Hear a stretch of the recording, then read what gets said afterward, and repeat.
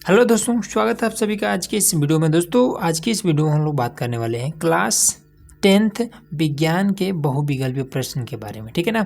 तो इस वीडियो में आपको टोटल 40 महत्वपूर्ण बहुविकल्पीय प्रश्न बताने वाला हूं, जो कि सभी के सभी प्रश्न में बिल्कुल छाट छाट करके लाया हूं, जो कि बहुत बार पूछे गए, ठीक है। रिपीटिव प्रश्न है सभी इसको ध्यान से समझ लीजिएगा, ठीक है। अगर आपने कुछ भी नहीं तैयार किया है तो कम से कम ये 40 प्रश्न देख लीजिएगा। इसमें से ढेरों सारे प्रश्न हैं जो कि आपके कल फंसने वाले हैं, ठीक है। तो चलिए इसको फटाफट देखते हैं। तो देखिए क्वेश्चन नंबर 1 है, इसमें कह रहा है कि निकट दृष्टि दोष में निवारण के लिए चश्मा में प्रयुक्त करना चाहिए, ठीक है। तो इसमें सभी को पता होगा अवतल लेंस, उत्तल लेंस या फिर अवतल दर्पण, उत्तल दर्पण।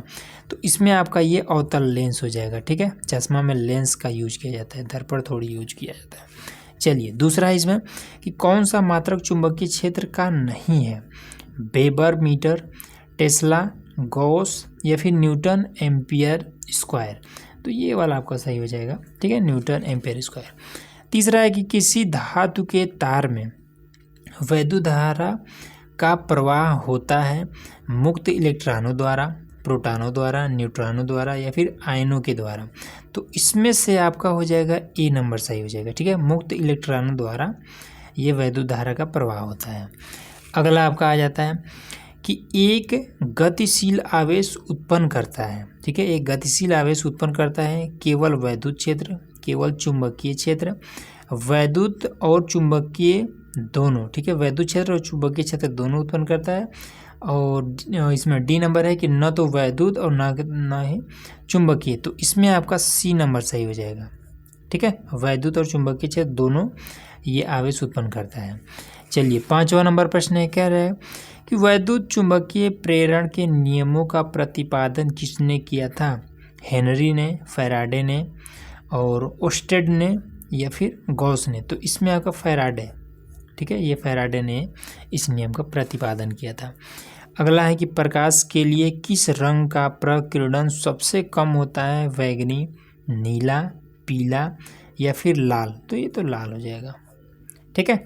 चलिए अगला है कि वैद्युत विभवांतर का मात्रक है एम्पियर, वोल्ट और ये ओम या फिर वाट। तो इसमें आपका हो जाएगा वोल्ट, ठीक है।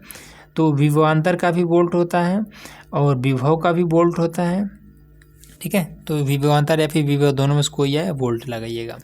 और भी है देखिए, तो देखिए आठवां है, कह रहा है कि जल को जीवाणु रहित बनाने के लिए उपयोगी पदार्थ है धावन सोडा, बेकिंग सोडा, फिटकरी, विरंजक चूर्ण। तो विरंजक चूर्ण। अगला है 9 नंबर, कह रहा है कि क्षारक के साथ हल्दी का रंग होता है पीला, नारंगी, भूरा, लाल या फिर अपवर्तित रहता है। तो इसमें आपका ये हो जाएगा भूरा लाल। अगला है आपका कि साबुन किस प्रकार का यौगिक है, अम्ल है, भस्म है या फिर एस्टर है या फिर लवण है। तो लवण है, ये तो सभी को पता है। चलिए अगला है इसमें कि धावन सोडा का रासायनिक नाम है sodium chloride, sodium carbonate, sodium bicarbonate, sodium hydroxide. तो इसमें आपका ये सही हो जाएगा। चलिए अगला है इसमें कि सल्फर डाइऑक्साइड का जलीय विलयन है अम्लीय, उदासीन, उभयधर्मी या फिर कोई नहीं। तो इसमें आपका ए नंबर सही हो जाएगा, अम्लीय। अगला है आपका कि प्रोपेन का रासायनिक सूत्र है CH4, C3H8 या फिर C4H10, फिर C2 और H6। तो इसमें से आपका ये बी नंबर सही हो जाएगा। प्रोपेन का रासायनिक सूत्र C3H8। फिर है 14 नंबर में, कह रहा है कि मेंडल का प्रायोगिक पौधा था मीठी मटर, उद्यान मटर या फिर सरसों या फिर गुड़हल। तो ये आपका उद्यान मटर। फिर उसके बाद से शुक्राणुओं का निर्माण होता है शुक्र वाहिकाओं में, अंडाशय में, वृषण में या फिर यकृत में। तो ये आपका वृषण में हो जाएगा। अगला देखिए, अब देखिए 16 नंबर प्रश्न है, कह रहा है कि लसिका में नहीं पाई जाती है लाल रुधिर कणिकाएं या फिर लिम्फोसाइट्स या फिर श्वेत रुधिराणु या फिर पोटेशियम। तो इसमें आपका ये सही हो जाएगा, लाल रुधिर कणिकाएं ये नहीं पाई जाएंगी लसिका में। फिर है कि जीवों में मादा युग्मक निम्न में से कौन सा है, तो अंडाणु, शुक्राणु या फिर पुंकेसर या फिर युग्मनज, तो इसमें से आपका ये सही हो जाएगा। ठीक, अंडाणु। फिर है इसमें कि मूत्र निर्माण होता है वृक्क में, यकृत में, पलीहा में या फिर हृदय में, तो ये तो सभी को पता है कि वृक्क में। ठीक है, अगला है कि डीएनए पाया जाता है कोशिका द्रव्य में, केंद्रक द्रव्य में, केंद्रिका में या फिर केंद्रक में, तो इसमें से आपका राइट हो जाएगा ये केंद्रक। ठीक, केंद्रक राइट हो जाएगा। फिर है 20 नंबर कह रहा है कि निम्न में कौन सी अलैंगिक जनन की विधि है? मुकुलन, विखंडन, बीजाणु निर्माण या फिर उपयुक्त सभी, तो ये आपको उपयुक्त सभी हो जाएगा। फिर है 21 नंबर में कह रहा है कि प्रिज्म द्वारा सबसे अधिक विचलन किस रंग का होता है? लाल रंग या फिर हरा रंग, बैंगनी रंग या फिर पीला रंग, तो इसमें से सही हो जाएगा आपका ये बैंगनी रंग। फिर है कि सूर्योदय और सूर्यास्त के समय क्षितिज पर आसमान दिखाई देता है श्वेताभ, रक्ताभ, नीलाभ या फिर कृष्णाभ, तो लाल दिखाई देता है। ठीक है, सूर्योदय और सूर्यास्त के समय तो रक्ताभ हो जाएगा। ठीक, अब देखिए कह रहा है कि दूरदृष्टि दोष में किसका उपयोग होता है? उत्तल दर्पण, अवतल दर्पण, उत्तल लेंस या फिर अवतल लेंस, तो ये आपका उत्तल लेंस। ठीक, और देखिए चलिए अब यहाँ पर 24 नंबर प्रश्न में कह रहा है कि मानव नेत्र के किस भाग पर वस्तु का प्रतिबिंब बनता है? तो कार्निया पर बनता है या फिर रेटिना पे, दृश्य कला पे या फिर पीत बिंदु पर, तो रेटिना पे बनता है। फिर अगला आ जाता है कि धारा मापने के लिए किस यंत्र का प्रयोग किया जाता है? एमीटर, प्रतिरोध, वोल्टमीटर या फिर कुंडली, तो ये आपका ए नंबर सही हो जाएगा। एमीटर, धारा मापने के लिए एमीटर का प्रयोग किया जाता है। फिर है कि एक धारावाही विद्युत के चारों ओर उत्पन्न होता है, एक धारावाही विद्युत के चारों ओर उत्पन्न होता है वैद्युत क्षेत्र या फिर सुरक्षा कवच, चुंबकीय क्षेत्र, ये सभी, तो ये चुंबकीय क्षेत्र हो जाएगा। ठीक है, जो भी आपका आपने देखा होगा जैसे आपके आस पड़ोस में जो 11,000 वाली जो तार होती है उसके आस पड़ोस में कोई भी अगर आपको जाने से मना करता है, क्यों? क्योंकि यही उसका रीज़न बताया जाता है कि वो खींच लेगा आपको। ठीक है, ऐसा बताया जाता है। तो उसके साइड में क्या होता है, जो तार होते हैं इनके साइड में चुंबकीय क्षेत्र उत्पन्न हो जाता है और यही चुंबकीय क्षेत्र क्या करेगा, आपको खींच सकता है, इसलिए इससे दूर रखा जाता है। चलिए अगला देखिए, कह रहे कि एक अश्व शक्ति बराबर होता है, ठीक है, एक एचपी या फिर हॉर्स पावर बराबर होता है 725 वाट या फिर 730 वाट या फिर 736 वाट या फिर 746 वाट, तो ये वाला सही हो जाएगा आपका। ठीक है, जो मोटर आप 1 हॉर्स पावर का लाते हैं ना उसमें ये 746 वाट का होता है वो।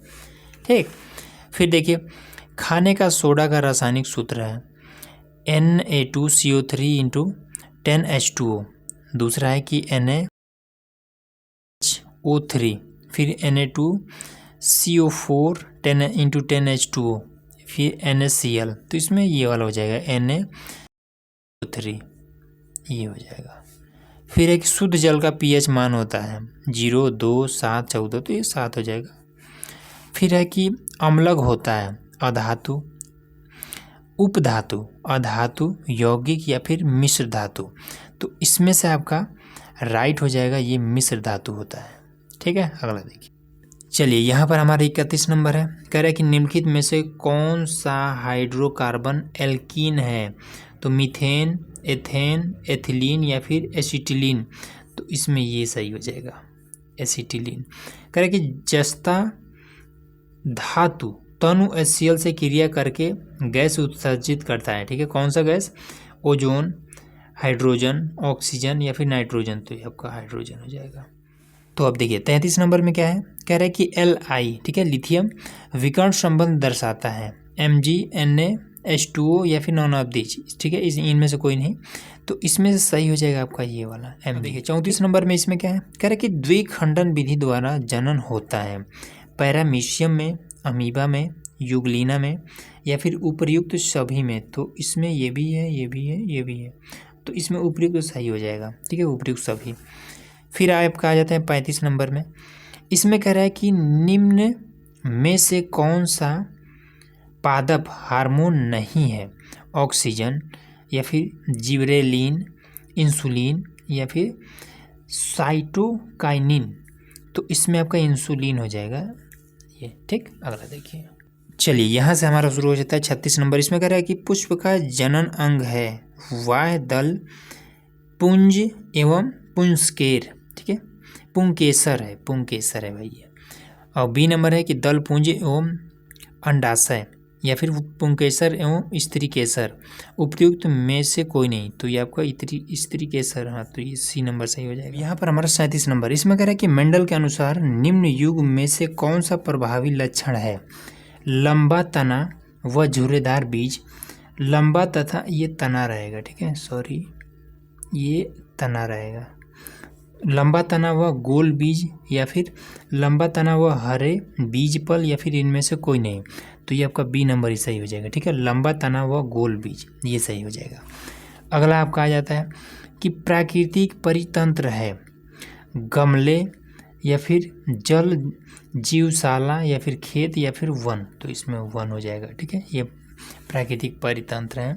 आहार श्रृंखला में उत्पादक होते हैं चूहा, बिल्ली, खरगोश, हरे पौधे और नीले हरे शैवाल। तो ये हो जाएगा। उसके बाद से है कि ओजोन परत में क्षय निम्न में से किसके कारण होता है?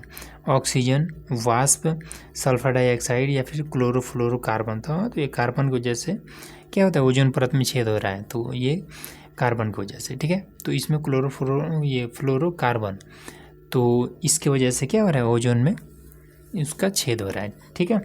तो इस तरीके से देखिए हमने टोटल आपको 40 प्रश्न आपको बता दिए हैं। तो उम्मीद है कि आपको सब कुछ ईजिली समझ में आ गया होगा, ठीक है।